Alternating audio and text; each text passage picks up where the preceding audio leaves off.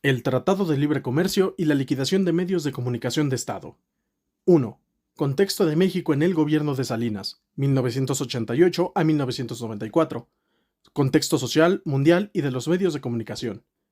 Durante el gobierno de Carlos Salinas de Gortari, el mundo pasaba por muchos cambios y sucesos importantes, como la caída del muro de Berlín el 9 de noviembre de 1989, que marcó el colapso del bloque del Este y el fin de la Guerra Fría. Esta caída llevó a cambios políticos y sociales significativos en Europa, incluida la reunificación de Alemania. También se dio la disolución de la Unión Soviética en 1991. Ante estos dos sucesos, se marcó el comienzo de una nueva era de globalización caracterizada por la expansión del libre comercio, la apertura de mercados financieros y la integración económica a través de acuerdos internacionales. Los medios de comunicación tomaron un papel fundamental en el seguimiento de estos cambios históricos, debido a que también pasaron por transformaciones como la llegada de un Internet comercial y la popularización de la computadora personal, que junto al crecimiento de Internet sentaron las bases para la revolución digital que transformaría la forma en que se consumía y producía información en las décadas siguientes, antecedentes de la crisis económica y de las empresas nacionales. Cuando Carlos Salinas asumió el cargo en 1988, heredó una economía en crisis, ya que durante el gobierno de Miguel de la Madrid, México experimentó una serie de crisis económicas, incluida la deuda externa, la devaluación del peso mexicano y una inflación descontrolada. Estos problemas económicos se vieron exacerbados por la crisis de la deuda de América Latina en la década de 1980 y la caída de los precios del petróleo, que afectaron gravemente a México, un país que dependía en gran medida de los ingresos petroleros. Características del gobierno de Salinas de Gortari: neoliberalismo y privatización. Ante los problemas económicos de sexenios pasados, el gobierno de Carlos Salinas de Gortari estuvo marcado por una serie de políticas económicas que promovieron el neoliberalismo y la privatización. Salinas adoptó políticas económicas neoliberalistas que buscaban reducir la intervención del Estado en la economía y promover la libre competencia y el libre mercado. Esto incluyó la apertura económica hacia el exterior y la liberalización del comercio y la inversión extranjera. Así, se realizó la privatización de numerosas empresas estatales. Privatizamos los bancos, la compañía telefónica, las líneas aéreas, la siderurgia, las minas. Estamos ahora procediendo a privatizar los puertos, los aeropuertos. No hay modelos. En México lo que nos ha funcionado es un sistema de privatización a través de subasta pública. Estas privatizaciones se llevaron a cabo con el objetivo de mejorar la eficiencia y competitividad de estas industrias, así como para reducir la participación del Estado en la economía. Otro sector que se vio envuelto en este proceso de privatización fue el de los medios de comunicación, en el que se destacan precisamente dos casos muy importantes: Telmex e Imevisión. La privatización de Telmex, 1990.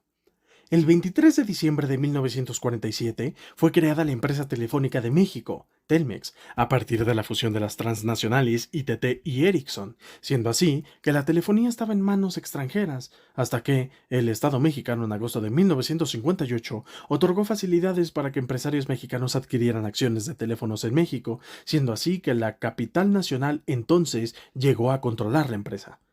En el crecimiento industrial y de las ciudades hubo una mayor necesidad del servicio telefónico, ya que para 1967 ya había 1 millón de teléfonos instalados. En 1972, el gobierno decidió adquirir el 51% de las acciones de Telmex, convirtiéndose en socio mayoritario y acelerando el crecimiento de la empresa. A finales de los 70 y principios de los 80, en plena expansión de la empresa, ocurrió la introducción de la tecnología digital.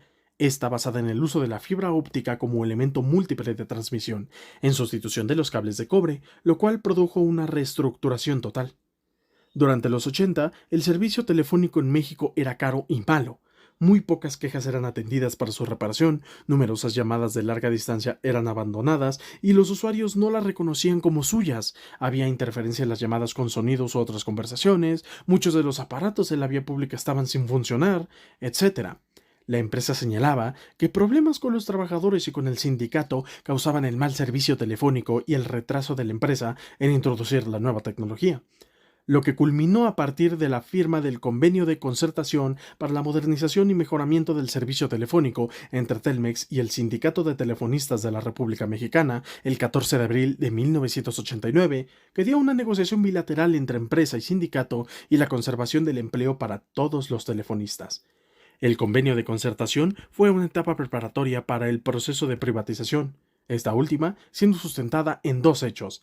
El primero, las grandes deficiencias de la comunicación telefónica nacional que provocaban un reclamo unánime de empresas y población general, y el segundo, la necesidad de capital para instrumentar la modernización digital, dado que el Estado se mostraba carente de recursos para la inversión, la cual era de alrededor de $10,000 millones. El presidente de la República dio el anuncio oficial de una oferta de Telmex a la iniciativa privada en una asamblea general de la CTRM el 18 de septiembre de 1989. Ahí, Salinas de Gortari señaló que Telmex no podía seguir siendo ineficiente y dio instrucciones a la Secretaría de Comunicaciones y Transportes para definir el destino de la empresa: vender las acciones pertenecientes al Estado. El 20 de septiembre de 1989, el secretario de Comunicaciones y Transportes, Andrés Caso, ofreció una conferencia de prensa para definir el tema de la desincorporación de Telmex, donde explicitó la necesidad de $10,000 millones para la modernización, de los cuales $7,000 millones serían aportados por la propia empresa, mientras que los otros $3,000 millones los invertirían empresarios privados. El gobierno mantendría su presencia en la definición del marco regulatorio de la empresa y en la supervisión de la operación, y le otorgaba a Telmex un nuevo título de concesión con vigencia de 30 años, revisable cada 5. El 9 de diciembre de 1990, después de la subasta pública de la CHCP, se notificó públicamente que el 20.4% del capital social de Telmex, que hacían posible tener el control sobre toda la empresa por un valor total de $1,757.6 millones, fue adquirido por el Grupo Carso, con el empresario Carlos Slim Helú a la cabeza, France Cable and Radio, filial de la France Telecom, y Southwestern Bell de Estados Unidos. A pesar de todo, el gobierno conservó el 4.4%. La privatización de Imevisión, 1993.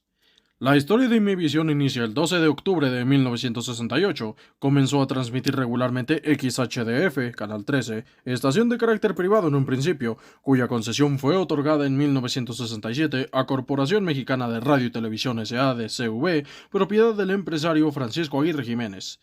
En la década de 1970, ante la inestabilidad política del país por los acontecimientos de 1968, el gobierno de Luis Echeverría Álvarez creó la política de la apertura democrática. En este contexto, el gobierno manifestó por primera vez su interés en participar de manera activa en los medios de comunicación como emisor, y en 1972. Así, el 15 de marzo de ese mismo año, el gobierno adquirió el Canal 13 a través de la Sociedad Mexicana de Crédito Industrial Somex, y a partir de ese momento, el Estado comenzó a estructurar un proyecto para el empleo de la televisión estatal. El Instituto Mexicano de la Televisión fue creado como organismo público descentralizado el 25 de marzo de 1983 por medio de un decreto publicado en el Diario Oficial de la Federación. Este mismo año también se crea el Instituto Mexicano de la Radio, IMER, y el Instituto Mexicano de Cinematografía, IMCINE. En 1985, el instituto cambia su nombre a Imevisión como una marca comercial, y el 15 de mayo del mismo año sale al aire el Canal 7 de la Ciudad de México. La creación de este canal obligó a trasladar, por cuestiones técnicas, el Canal 8 de Televisa al Canal 9. En ese año, Imevisión empieza a operar las redes nacionales de los canales 7 y 13, el 22 del Distrito Federal y de forma comercial el 11 del Instituto Politécnico Nacional. El 14 de septiembre de 1990, el gobierno del presidente Carlos Salinas de Gortari anunció los planes para desincorporar a la televisora para su posterior subasta al sector privado para su exportación comercial, acuerdo que se publicaría en el Diario Oficial de la Federación el 7 de diciembre de 1990. Posteriormente, la Fundación Manuel Buendía, formada por unos 800 académicos, pide al presidente de la República, Carlos Salinas de Gortari, que el Canal 22 no sea vendido y se mantenga con fines culturales, lo cual es aceptado. Durante los primeros 6 meses de 1991, el Canal 22 deja de ser repetidora del Canal 13 y sale del aire en espera de reiniciar transmisiones bajo su nuevo concepto y a cargo del Consejo Nacional para la Cultura y las Artes, CONACULTA. Para 1993, el gobierno vuelve a poner en venta los canales y emprendió la renovación de imagen de Imevisión con la finalidad de hacerla atractiva para los posibles compradores, así como el de regularizar la situación legal de varias frecuencias que eran permisionadas, entre ellas las de la red del Canal 7, cambiándose a concesionadas, requisito indispensable para poder ser desincorporadas a terceros. Así, el 8 de febrero de 1993 se publica en el Diario Oficial de la Federación la integración de la empresa paraestatal Televisión Azteca, la cual reemplazaría a Imevisión, y se le otorgó la concesión de las estaciones de la Red Nacional 13 para su explotación comercial, ya que también contaba con estaciones permisionadas. La privatización de los canales del Estado se llevó a cabo el 18 de julio de 1993 tras un largo y complicado proceso de licitación pública, en el que participaron 4 entidades empresariales y en el cual resultó ganador el Grupo Radio Televisora del Centro, encabezado por su hoy presidente Ricardo Salinas Pliego, quien ya era propietario de la cadena Grupo Electra, dedicada a la venta de artículos electrodomésticos. Los canales fueron adquiridos por alrededor de $650 millones por un paquete de medios. Fue así que el 2 de agosto de 1993, iniciado con el nombre de la concesionaria de las estaciones del Canal 13 en ese momento, nace la televisora privada Televisión Azteca, con lo que vuelve la competencia en ese sector de México tras más de 20 años de la fusión que había creado Televisa y la estatización del Canal 13. Para el 15 de octubre, TV Azteca separa los canales dándoles identidades propias, usando los eslóganes Tu visión en Canal 7 y Mi tele en Canal 13. Con los años, TV Azteca ha crecido de manera exponencial con la compra de empresas televisoras de América Latina y alianza con empresas internacionales como Disney. Actualmente es uno de los 2 mayores productores de contenido para televisión en español y a nivel mundial, y opera 4 canales nacionales de televisión en México, a través de más de 300 estaciones propias: Azteca 1, Azteca 7, ADN 40 y A+. El camino del Tratado de Libre Comercio hasta la crisis de 1994. El Tratado de Libre Comercio, propuesta, contenido, características y personajes. El Tratado de Libre Comercio de América del Norte, por sus siglas TELCAN, fue la propuesta que llegó a México durante el mandato del presidente Carlos Salinas de Gortari, con el objetivo de ofrecerle al país la oportunidad de extender sus fronteras comerciales y desarrollarse en el ámbito internacional mediante una apertura económica para una buena parte del continente.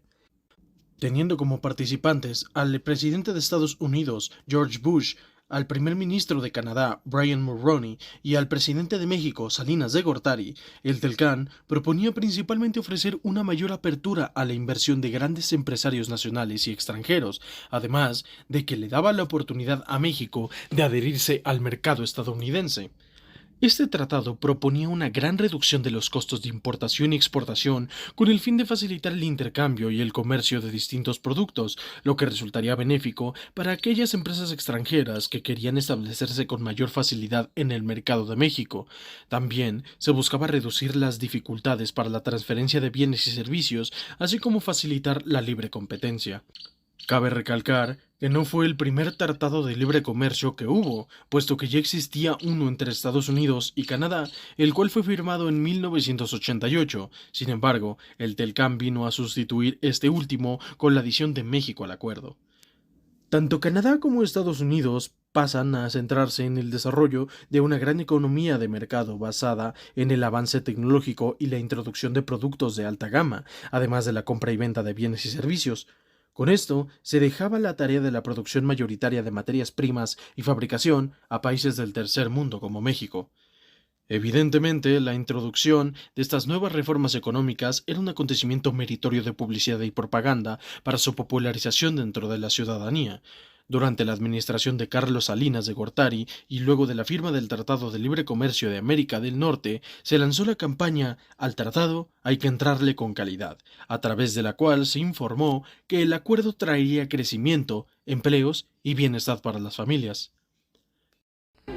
Ahora como antaño, hablando de ricas galletas. ¡Qué vajilla tan preciosa! No, señora, corte. Ay, perdón, pero es que ahorita al ver esta vajilla tan bonita Y es mexicana, ¿eh? Pensé que ahora con el Tratado de Libre Comercio podríamos exportar cosas tan lindas y bien hechas. Y así nos llegaría más dinero y podríamos vivir mejor. ¿Ustedes qué opinan, chicas? Al tratado hay que entrarle con calidad. Consejo Nacional de la Publicidad. Es iniciativa privada. La firma del tratado sería ensombrecida por el levantamiento del Ejército Zapatista de Liberación Nacional, grupo guerrillero conformado, en su mayoría, por un sector indígena que tomó control de varias ciudades de Chiapas. Las imágenes difundidas en todos los medios y el movimiento en sí iban en contra de la idea del progreso que quería dar el país y que sería la primera piedra de una serie de eventos que marcaría una crisis política, social y económica en 1994. Entre ellas, la devaluación del peso, la muerte de figuras como el candidato presidencial Luis Donaldo Colosio, hasta dar con el famoso error de diciembre, siendo así un cierre bastante oscuro para el gobierno de Salinas, cuyos problemas terminarían arrastrando al siguiente gobierno, encabezado por Ernesto Zedillo Ponce de León. Conclusión general. Podemos resumir que el gobierno de Carlos Salinas de Gortari en México se caracterizó por una gestión marcada por la apertura económica y la privatización de empresas estatales. Enfrentó críticas por casos de corrupción y violaciones a los derechos humanos, así como violencia y atentados en contra de servidores públicos. La firma del Tratado de Libre Comercio de América del Norte, el TELCAN, durante su mandato representó un hito en la integración económica regional. Si bien promovió el crecimiento económico y la inversión extranjera, también generó competencia que afectó a ciertos sectores y regiones con repercusiones en el empleo y los salarios. La privatización de los medios de comunicación dio lugar a una mejoría de la calidad de los servicios y a precios más competitivos para los consumidores, ya que permitió la competencia en el mercado de las telecomunicaciones en México. Además, permitió modernizar y expandir la infraestructura de este sector del país, incluyendo la introducción de tecnologías más avanzadas como la fibra óptica y la digitalización de redes. El sector privado, a fin de cuentas, por su importante inyección económica, era el único capaz de sobrellevar un gran proyecto de telecomunicaciones, a diferencia del Estado que nunca hubiese podido llevar una labor tan ambiciosa. Sin embargo, trajo como consecuencia el enriquecimiento excesivo de las manos de unos cuantos empresarios, aumentando así la desigualdad económica en México.